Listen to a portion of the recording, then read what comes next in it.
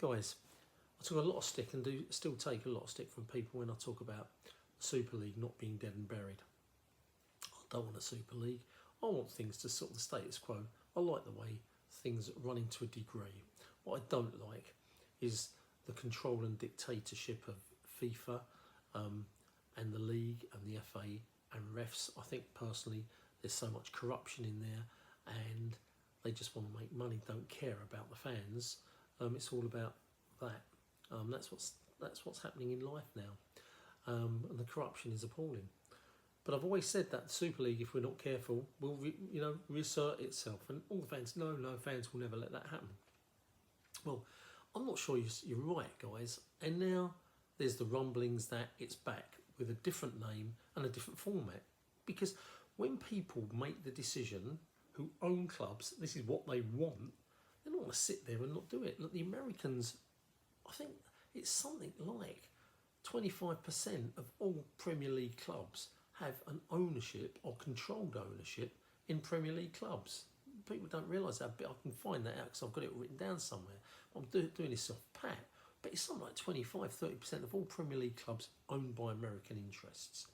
That's excluding the Saudi Middle Eastern interests that are over here as well, have control of our clubs. Now let's face it, guys, the Americans have actually come out and said we want to see this as a global league. They said they want to see Premier League games played in America. They've said they want to see Premier League games played in Asia, etc, etc. Well, guys, if that's what they want, they own the clubs.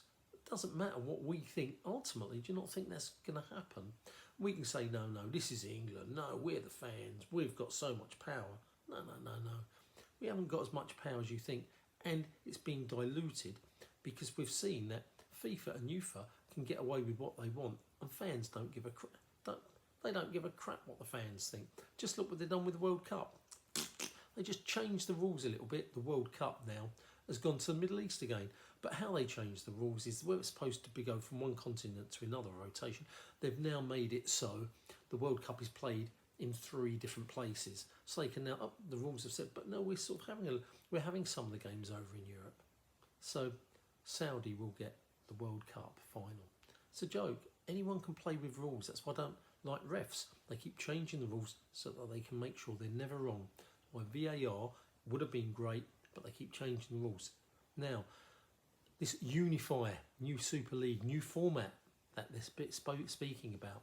Have you heard about it? Well, Barcelona and Real Madrid, they're the people that want it because they're the people that are not making the money that the Premier League clubs are starting to make. So they want to get some of that back.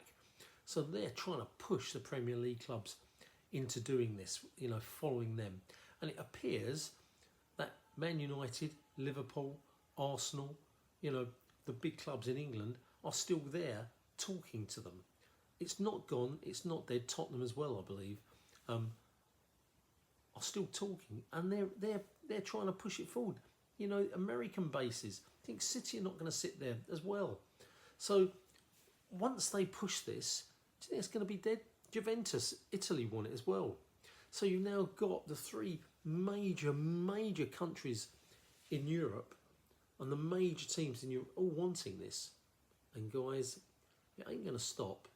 It might stop here and there, but while you from FIFA are corrupt and keep squeezing and don't care about the fans and don't care about the individual clubs will fight back. You ignore me, that's fine. I'm just an old fart. And you don't think it will happen because, no way the fans will stop it. Guys, it may take 5 years. It may take longer. I don't reckon it will take longer than that. But you start watching the crumbling of our football. And that is one thing I'm not sure, because if they start playing, Arsenal start playing their Premier League games, I don't know, in Washington, New York, wherever, and then some games in Beijing. One, I can't afford to go and fly over there. One, I'm getting too old to want to travel out to China and America just to see Arsenal play. I'm not going to want that. And mark my words, they won't bring the ticket prices that much down. They'll say, oh, you won't have to pay as much.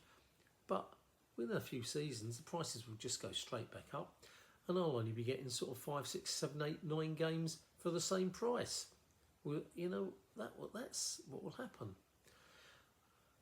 Maybe I'm a pessimist. You guys think I'm a joke in that respect. Not in everything. I mean, a lot of you agree with a lot of what I say, but this subject, hardly anybody agrees with me.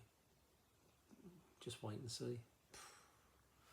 Football Chat Uncensored, Reno talking. Be good to hear what some of you guys really think. I think it'd be so sad, but I think it's on its way.